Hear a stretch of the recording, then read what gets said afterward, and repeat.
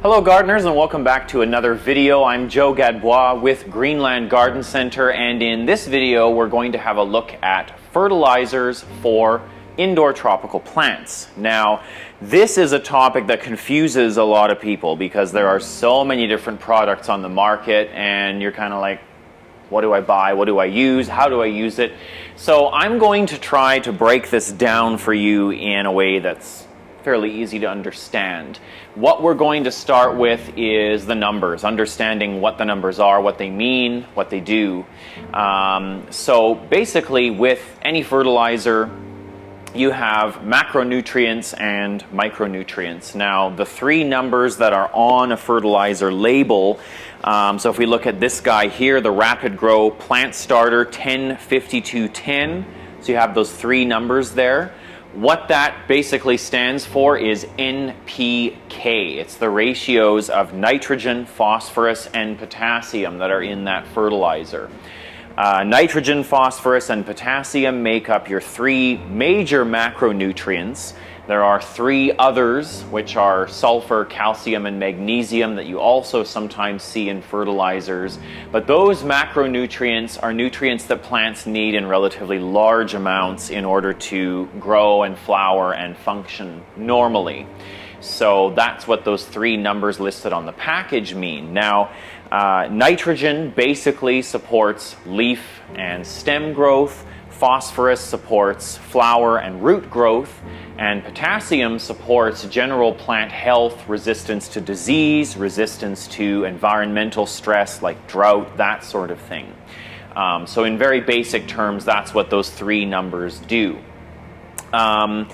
Now, micronutrients are also very important, and they're not listed on the front of a fertilizer label. They're actually listed in a separate section on the fertilizer label, which is the guaranteed minimum analysis.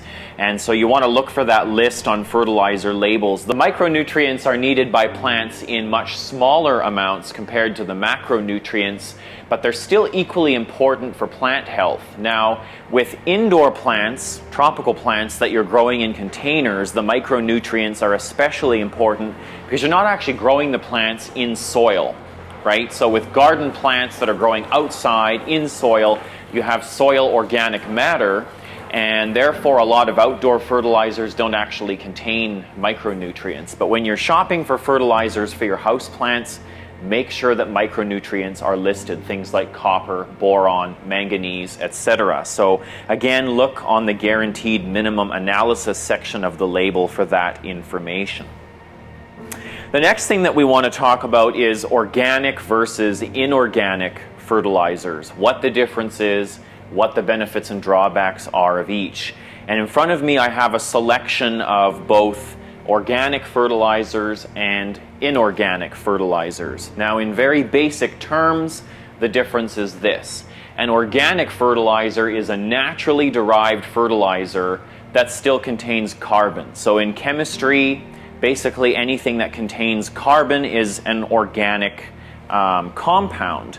The inorganic fertilizers are not naturally derived, so they're actually a synthetic product and they don't contain carbon. So what is the significance of carbon versus not carbon? With organic fertilizers that contain carbon in those compounds, those nutrients are not available for plants to absorb immediately. Plants can only take up nutrients in their inorganic form or salt form.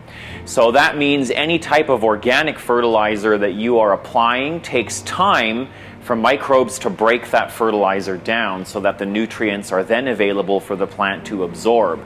With inorganic fertilizers, those nutrients are already in a form that the plant is able to take up. So they're instantly available to the plant as soon as they're applied to the soil. That's the main difference between the two. As far as benefits and drawbacks, at the end of the day, the plant doesn't care. It's getting the nutrients whether you're applying an inorganic or an organic fertilizer. In the case of inorganic fertilizers, it's definitely much easier to overdose and burn plants if you're not applying them according to the package directions. but obviously they are immediately available for the plant to use. So at the end of the day, it really just comes down to your personal preference.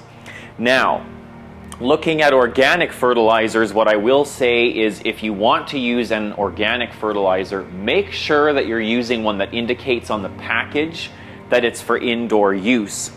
So if you look at this Grow Better fertilizer, these actually state on the package that they're for indoor and outdoor use. The reason why I say that is a lot of the organic fertilizers have quite a strong odor when they're applied, so they're not necessarily good for use indoors, whereas the indoor use ones will not have a strong odor, so keep that in mind. The next thing that we look at is the different formulations of fertilizers. So you can have water-soluble, liquid concentrated, or dry, granular, slow-release fertilizers, and you can get those in both inorganic and organic forms. So the water-soluble fertilizers, such as the Rapid Grow, these ones are just a powder that are mixed with water. Always make sure that you are following package directions with these. You don't want to overdose, but those are, like I say, they're just mixed with water and watered into the soil.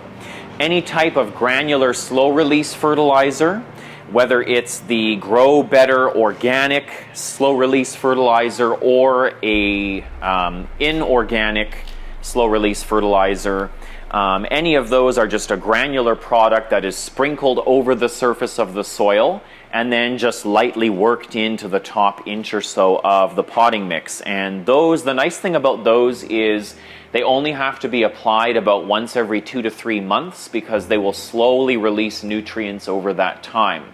It's much more difficult to overdose with those because of that.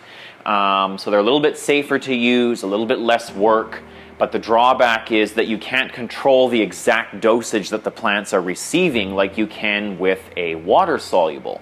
A liquid concentrated fertilizer, again, you can get in a chemical form or in organic form, like with the Schultz liquid concentrated fertilizers. You can also get with organic fertilizers, such as with the EarthSafe line.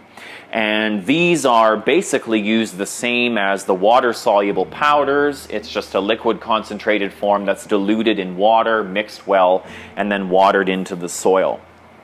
Okay, so let's go over some of our top recommended fertilizer products on the market right now for indoor plants. My favorite, like I mentioned, is Dynagrow. This is what I personally use. So this is the Dynagrow Foliage Pro. Really good all-purpose fertilizer to use for anything, including flowering plants, believe it or not. I use it on orchids all the time and get great results. Again, you want to apply this at about 1/4 to half of the recommended strength on a weekly basis, but it's an excellent inorganic fertilizer in a liquid concentrated form, goes a long way, and it has everything your plants need in there. For water-soluble fertilizers, for your orchids in particular, the Plant Prod Orchid Fertilizer 25-10-10 is a really good one. Has all the nutrients that your orchids need. Just follow the package directions with that guy and you'll be good to go. Any of the Rapid Grow fertilizers are really good inorganic water-soluble products, and they come in many different flavors. So your 10-52-10 is good for new transplants and that sort of thing. It really helps to get the roots going with that higher phosphorus content. 20-20, good all-purpose fertilizer from Rapid Grow that you can use with pretty much anything.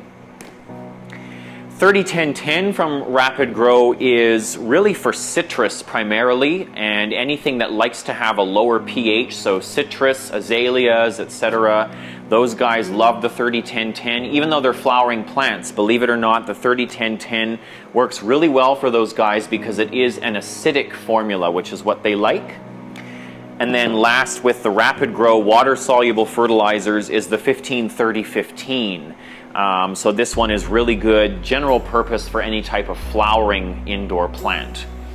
And then a lot of people love the Schultz liquid fertilizers for inorganic, liquid concentrated fertilizers. They come in several different flavors, but they are so easy to use because literally all you're doing, they come in, I'll show you the container. They just have a little eyedropper, and you just basically put 7 drops of the fertilizer into a 1 liter watering can, and you're good to go. So it doesn't get any easier to use than those Schultz fertilizers. Now on the organic side, we have a few different choices. The Miracle-Gro Performance Organics, which is 1138, is a really good all-purpose one that you can get in a water-soluble form or a slow-release granular form. The Grow Better line comes in several different flavors. There's one for African violets, there's one for general flowering plants, and then there is also one for orchids. But, you know, plants really can't tell the difference between labels, so you can pick any of those and use them for just about any of your indoor plants, but those are all granular, slow-release fertilizers with no odor, very easy to use.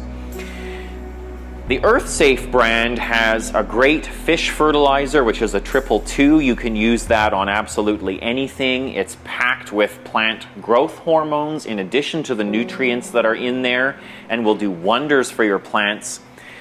My favorite product from the EarthSafe brand is actually the kelp, which is a 002, and this is something that you use as a supplement. So even if you're feeding with inorganic fertilizers, it's great to supplement with kelp about once or twice a month. You would be amazed at the wonders that kelp does for plant health. It really helps to boost disease resistance, and it is a fantastic product to use with freshly imported plants, with new cuttings, with recent transplants, all of that kind of stuff, and you can apply it both as a foliar spray and as a soil drench. It's absolutely fantastic. So that about does it for this video on fertilizers for indoor plants. If you enjoyed this video, please subscribe to our YouTube channel. If you want to get some ideas for houseplants that you can use these fertilizers on, check out our video on the top trending houseplants on Instagram right now. Be sure to check out our website at greenlandgarden.com and like us on Facebook for more great gardening tips. And thank you so much for watching. Take care.